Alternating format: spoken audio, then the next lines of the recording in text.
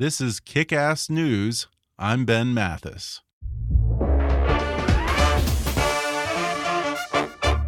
Folks, do you enjoy listening to Kick-Ass News?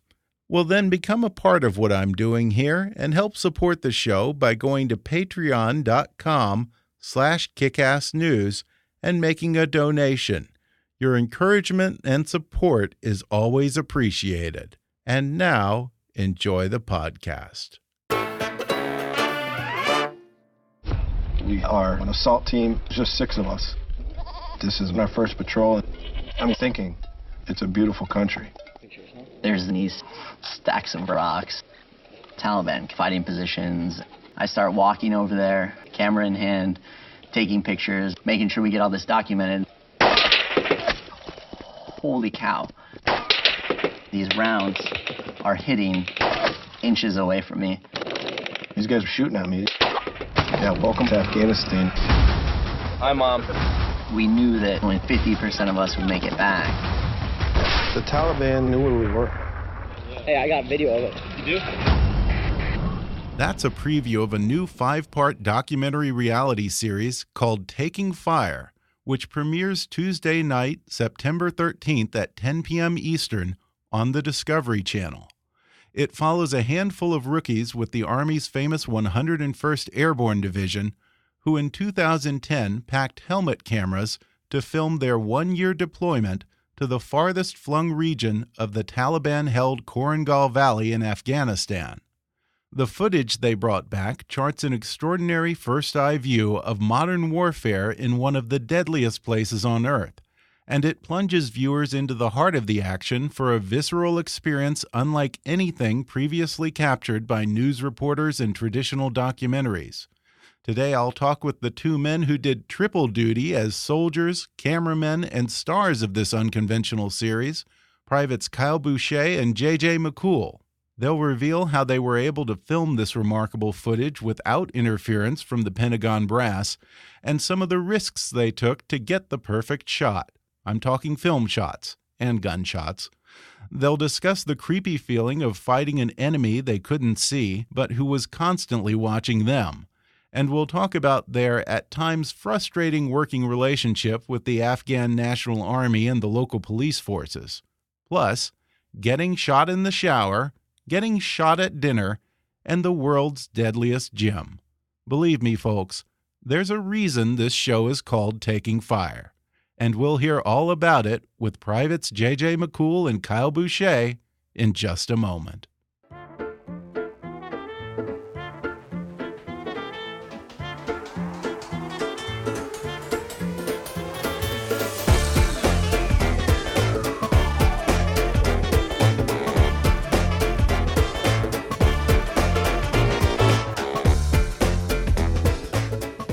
The Discovery Channel's new show, Taking Fire, follows a 6-man assault team with the Army's 101st Airborne on their deployment to a far-flung outpost in Afghanistan's Korangal Valley back in 2010. This innovative series was shot entirely by the soldiers themselves through a mix of helmet and digital cameras. The first episode airs Tuesday night on Discovery Channel, and today I'm talking with the 2 soldiers who were both cameramen and stars of the show, J.J. McCool and Kyle Boucher. Guys, thanks for joining me, and more importantly, thank you for your service. Yeah, absolutely. Thanks for having me. You're welcome. My pleasure. So tell me, how did this project come about? Well, basically, a few of the guys just decided to buy helmet cameras for, documenting what happened throughout the deployment. We made the decision to, buy helmet cameras. We had no intentions on this becoming what it is now. We just wanted to be able to look back and, remember what we did. And it was good to have throughout the deployment. We could always look back at like what happened. Kind of like we did this good, we we could have done better this, stuff like that. We knew we were going on a pretty tough deployment, and we just wanted to capture what happened. Okay, so this didn't come from the military or the Discovery Channel. This was you guys' idea. Well, I guess the origin of it happened when we knew we were going to deploy, and our commander told us about 3 months out that where we were going, we had a 50% chance of coming back. Wow. So when I found that out, I've always been one to record anything crazy that I've done, whether it's cliff diving off, into lakes or bridge jumping, anything. So I was figured, hey, if it's that bad and there's going to be that much activity, I may as well record what I can. And how did you guys sell the Army on this idea? Did they express any hesitancy that this might be a distraction or hinder your mission? No, I mean, I guess really we were in such a remote location that nobody really came up and bothered us where we were. I mean, we were just out there in the fight, and the Army really didn't have any concern or I mean, plus we're all most of us are out of the Army now, so it doesn't really, it doesn't really matter. Well, you know what they say, it's easier to beg for forgiveness than ask for permission. So Absolutely. Did the higher ups even know about this? Who knows? We didn't really ask permission. I mean, there was no embedded reporters. This is all filmed by us. They didn't really know about it. I mean, our command within our platoon and company knew about it, and there was nothing. I mean, there was no real checks and balances or, hey, you can or can't do this. It was kind of new because the technology, like I said, just wasn't really there for helmet cameras. I mean, it's not like there were nice GoPros and things like that like they have now. So the way that I kind of equate it, though, is it's like cops wearing cameras now. Right. I mean, it's in everyone's best interest for the cop to wear that camera because they should be conducting themselves in a way that's professional and morally sound, so on and so forth. So that's just another check and balance for us in those situations to make sure that we're doing everything that we know to be right and executing the way that we should.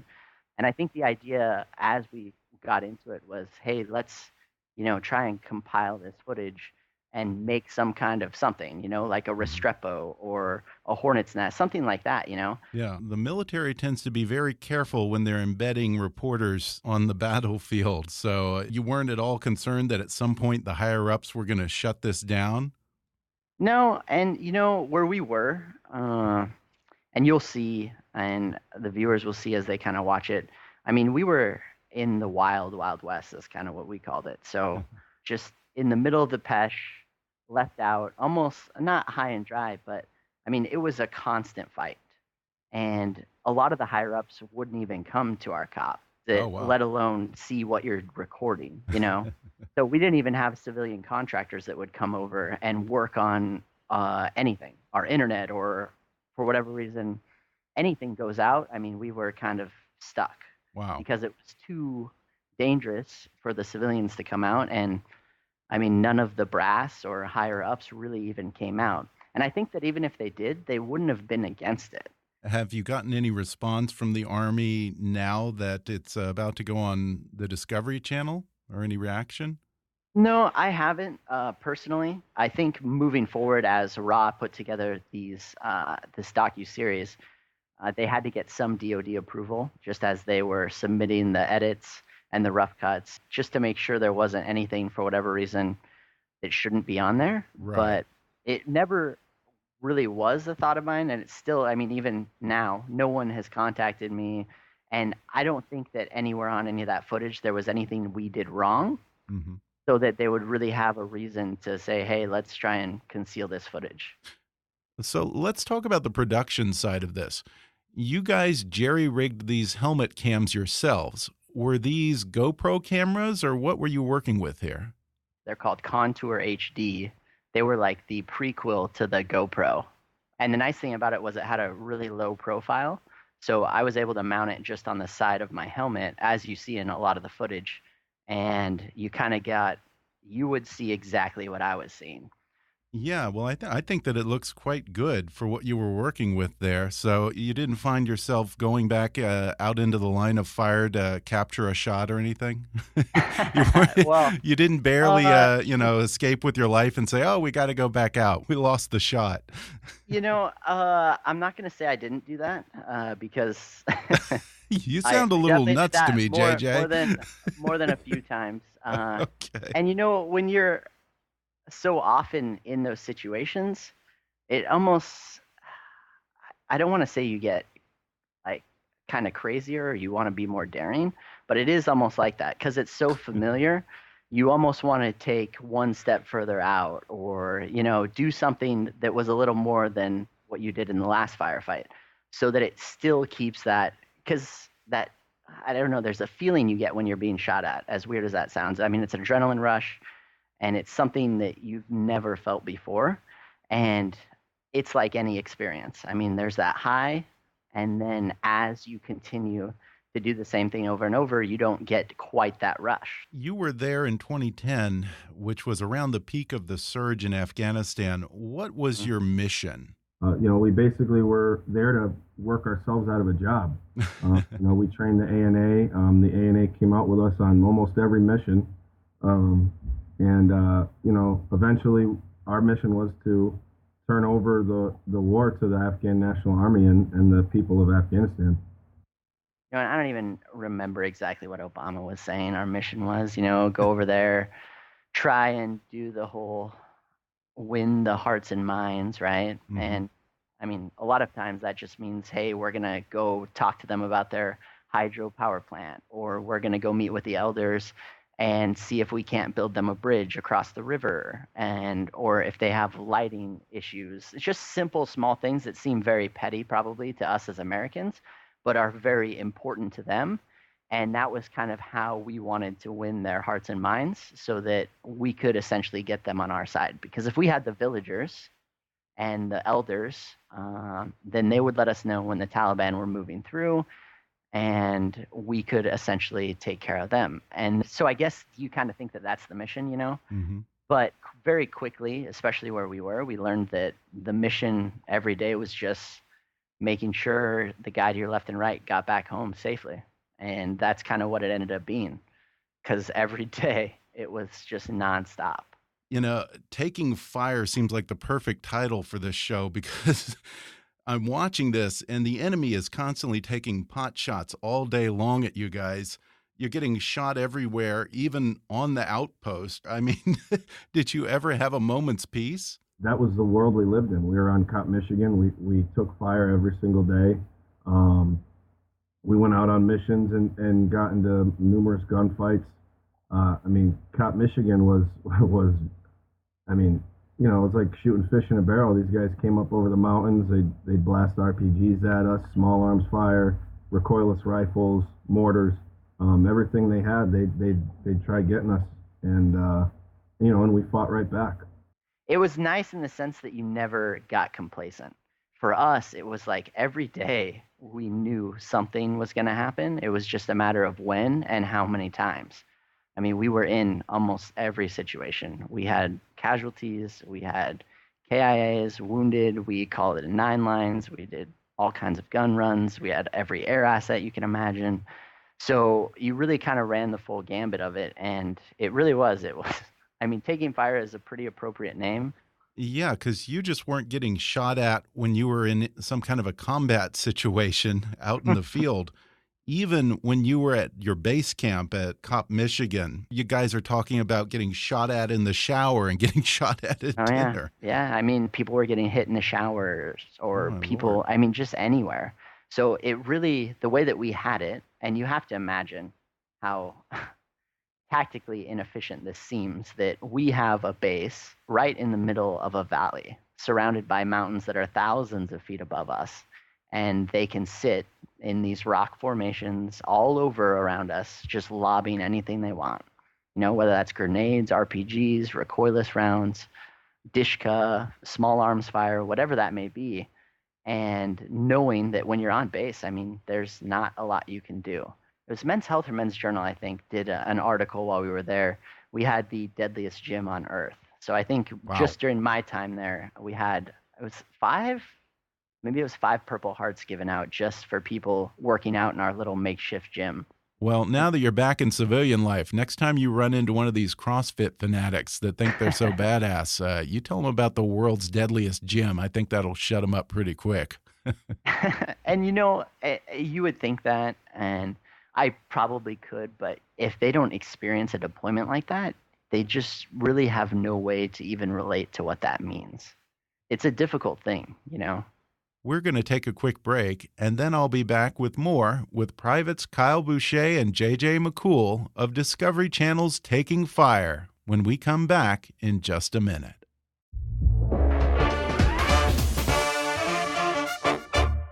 Hey folks, do you like reading but find it's getting harder and harder to make time to curl up with a good book? Well, there's a solution. Give audiobooks a try. They're perfect for your commute to work or working out at the gym, a relaxing bath, or any time really. And right now, you can take an audiobook for a spin with a special promotion just for our listeners from Audible.com. Just go to audibletrial.com/kickassnews to get a free 30-day trial and download any of Audible's 180,000 titles entirely for free. That's audibletrial.com/kickassnews. Or click on the sponsor link on our webpage to download the free audiobook of your choice. And now, back to the show. It's spooky watching this because it kind of reminds me of that old horror movie, The Hills Have Eyes, because you guys are always in a valley, it seems. The enemy always has the high ground. They're in the mountains. You can't even see them with all the rocks and the shadows. Absolutely. You do. You constantly feel, when you're walking to chow or you're walking to the motor pool or you're going to your guard tower for guard duty. You always feel like somebody's watching you, but when you're in a place like that, you don't really have time to let your guard down. It seems like you guys were kind of really at a strategic disadvantage in that sense.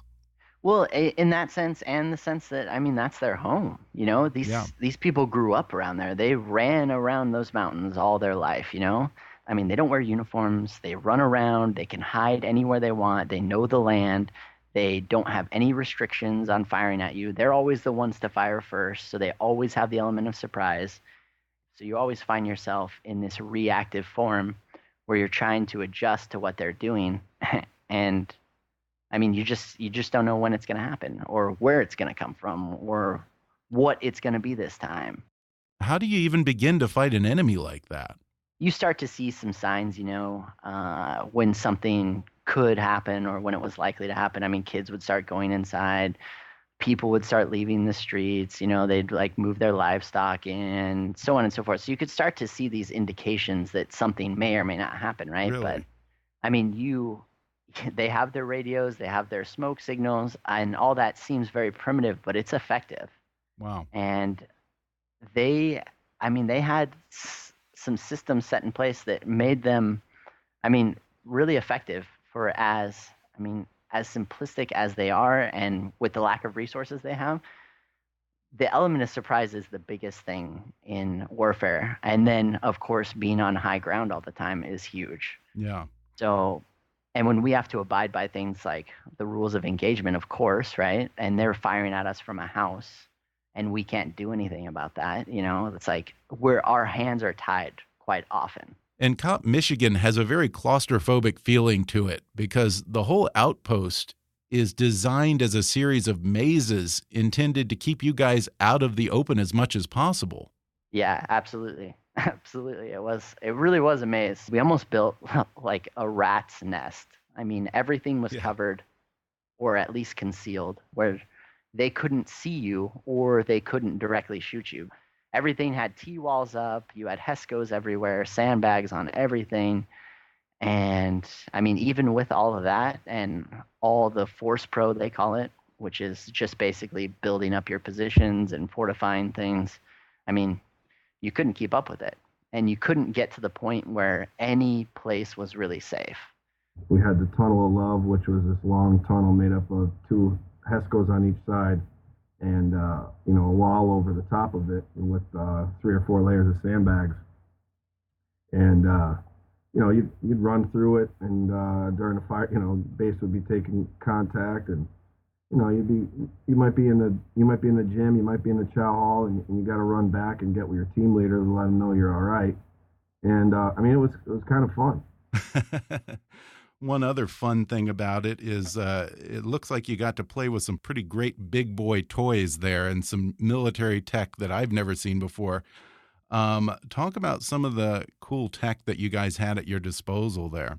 Delta Company platoons are what they call heavy weapons platoons, and they usually have the bigger weapons than a normal line infantry unit would have. So we had the Ma Deuce or the 50 cal, right? We had a tow machine, and we had and with a us, tow truck is not what we here in civilian life think of as a tow truck, right? Absolutely not. So a tow is a fly-by-wire rocket, and it has Gen 2 optics on it. So basically, you can scan all around you. You can see anything, whether it's a goat on the mountain or a person, and then you can shoot this pretty serious rocket that goes, I think the maximum range is just under 2 miles. And it's fly-by-wire, and what that means is there's a very small wire that's connected to it that allows you to control the path of that rocket in flight. A literal wire? A literal wire, yes. Imagine wow. Basically a metal fishing line. That's about as thin as it is. That would be what would control the rocket. Yeah, and I was interested to hear that the vehicles that you guys would drive in had some kind of a system that would detect what direction the bullets were coming from. It was like a shot spotter. Basically, if you take an incoming bullet or RPG, it would pick up where it came from, give you a distance and direction based on an azimuth. Then you could scan, look where it's coming from and return fire. Yeah, and much of your mission was working with the local authorities and the local Afghan police. At one point, there's almost a kind of a comical moment when I guess you guys got a report from one of the local policemen that they had found an IED, and you guys go to check on it, and the guy just digs it out of the ground and rips the wires out and hands it to you.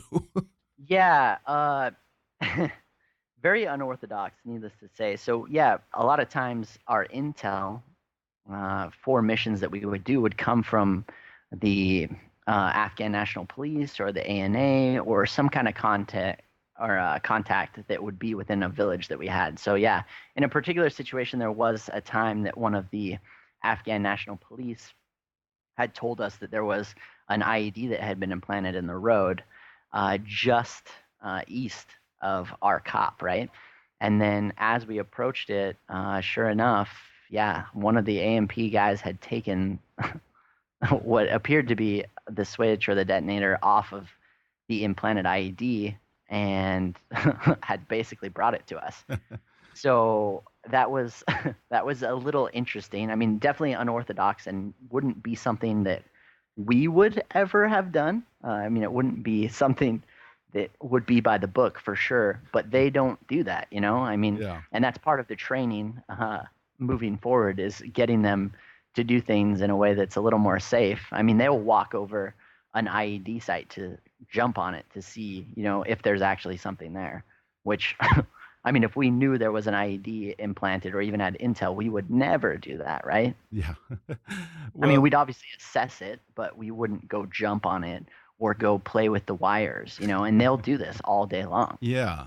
And to some extent, these guys have the most to risk because as locals helping out the coalition forces, they're walking around with a target on their back. For their families, too. Oh, yeah. Yeah, well, we worked hand in hand with the Afghan National Army. I mean, they were attached to us, and we went on a lot of missions with them. We also worked with the Afghan National Police. A lot of times those guys got into heavy gunfights with the Taliban themselves. We'd be on Cop, Michigan, and we'd hear a gunfight go off, and it would be, we'd get spun up and we'd get out there as fast as we could and help them fight the Taliban. Those guys were from Afghanistan. This was their country, and, they wanted what's best for their country. And really, we were just there to help them. Did you find that they were generally trustworthy, or I'm sure there's a potential for corruption there or intimidation? I mean, you want to believe the best in everyone. Sure. But of course, you also know that there's corruption, and there's tons of stories of Afghan National Army and police killing different soldiers and themselves, so on and so forth. So you're always I would say, vigilant or watchful. And I mean, you're very meticulous about what you do around them, or, watching your back when they're around. But generally speaking, I mean, we didn't have any issues with our ANA as far as doing anything, I mean, real untrustworthy on our cop. But I personally, I would say I never really trusted them or grew to like them because I didn't spend a lot of time with them. And the time that I did, they were always doing something incredibly dumb. Like in a Like firefight, what? they will sit there and instead of fire and take cover, they will be taking their hats off or their shirt or their shoes and filling it with brass. Or they'll stop an entire mission because they're normally in between two of our assault and our support by fire element, and they'll just stop to pray when we're compromised in the middle of a mountain, like easily in a bad position, and they'll just think that it's the right time to just start praying. Yeah, you And got to I'm have a all lot about- of faith in Allah there. Yeah, I'm all about them doing what they need to do, but by the same token, like I'm not about putting myself or the platoon at risk because they need to pray on the middle of a mountain Yeah. for Wow. no reason, So it's just simple things like that. It's like very frustrating to me. And we just tried to really give them a sense that they could do things. And sometimes they could, sometimes they couldn't. But I mean, that was kind of the way for us to eventually leave, is to enable them to eventually be able to take care of their own stuff. And it does seem that much of your mission is about helping the locals rebuild and fighting the so-called Hearts and Minds campaign. Do you feel that you were able to accomplish that? Yes and no. I mean, where we were was very unevolved. The people there, they, I don't really think a government mattered to them. They grew crops and they were farmers, and they were living their lives the same way they have been for thousands of years. Mm-hmm. However, we were able to help the local villages and everything with, helping them build up their villages, helping them with supplies, and obviously helping them keep away the Taliban. Yeah, and you talk about the importance of interacting with the locals and getting a sense of things and building trust. How did you go about building trust with locals? With respect. You show respect and you earn respect. You try to learn their language and communicate with them. And, if you show them respect, they'll show you respect. Now, going back to the production aspect, generally, if you're the subject of a reality series or a documentary, it's hard to let your guard down and be real because there's a film crew standing around. But Yeah, you of guys course. were the film crew, and the cameras were embedded in your heads. So did you find yourselves forgetting that the cameras were rolling and perhaps even occasionally wishing that they hadn't been? Oh, I mean, you absolutely forget that they're rolling. I can't really think of a time that I looked back and I was like, oh man, I wish we wouldn't have recorded that. Because even if there was something bad, I mean, you wanted it on video just to at least review and see how you could do something better, if that was the case, right? But I mean, it was so easy to forget that you were even recording anything because you're not thinking about it. You have so many different things and responsibilities to be worrying about, especially in my position. Because as we progressed, I had to lay guns on different points. I had to give situational reports back to base. I had to coordinate with the platoon on the ground. I had to see what air assets we have, so on and so forth. So there's so much that was going on all the time that, I mean, once I turned that thing on, it was almost like I forgot. Like I said, it's not produced. It's not like we were intentionally doing things to try and get it on film. It just was what was and happened to be captured. Yeah, well, I'm glad you did capture it because it's amazing to see these things through your eyes and get a visceral feel for the kind of danger our troops put themselves in. What would be the one thing that both of you want Americans to take away from watching this series? I mean, war is very real. It's not pretty, and at best, it's probably the worst thing that most of us would ever have to endure. But, I really wanted to capture for the people the sacrifice that so many of these great men made. Because when you see, hey, 10 U.S. soldiers died in an attack, in Afghanistan. Like when you hear that as a civilian, and even I find myself sometimes hearing that and I'm like, oh, that's sad, that's crazy, but it doesn't really mean anything. Mm-hmm.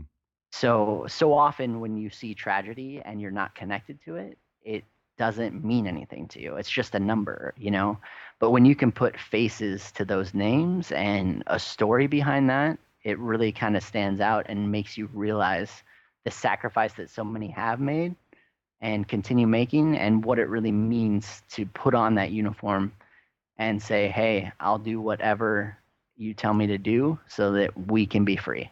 Guys get killed over there every day. Two of my best friends got killed, Ben Chisholm and Charlie High. There's been 5,000 plus KIA throughout, the global war on terrorism, whether it's Afghanistan or Iraq. And my brothers are going to be able to have their story told. They're going to be memorialized. The entire country is going to know who Ben and Charlie are and know what they did, and they died heroically. I just want my best friends' names to never be forgotten. You're both out of the Army and enjoying civilian life. What are you guys up to now? I'm a firefighter now, and I work construction part-time. Okay, so you're still kind of chasing that adrenaline rush. And JJ, I understand that you have a new baby girl, so congratulations on that. Thank you so much. Having a new baby girl, I'm enjoying my summer off because I'm a full-time student getting my business degree in school now. Being a 29-year-old going back to college is interesting and presents its own challenges. Once again, the program is called Taking Fire, and it airs Tuesday night, September 13th on Discovery Channel. Kyle Boucher and J.J. McCool, thanks for joining me, and again, thank you for your service. Yeah, absolutely. I appreciate your time. Thank you so much. Thanks for having me on.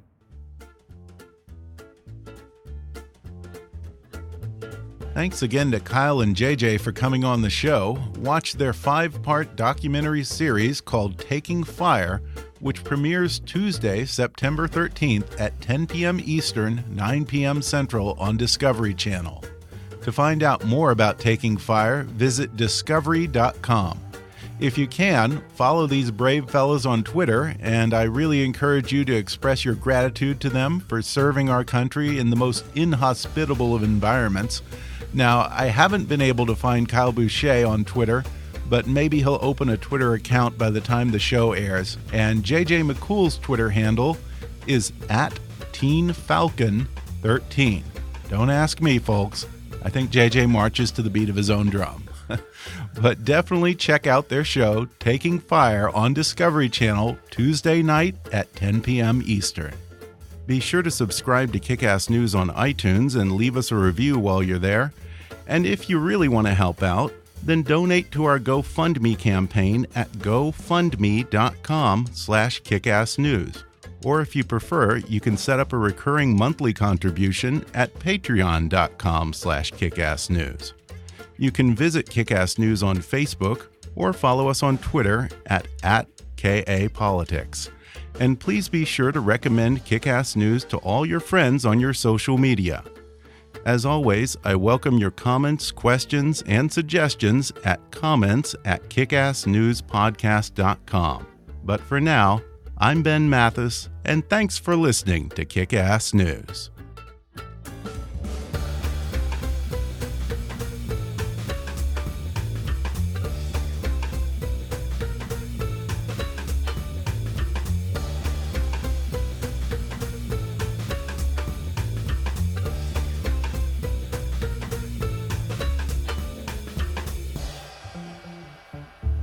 Kick-Ass News is a trademark of Mathis Entertainment, Inc.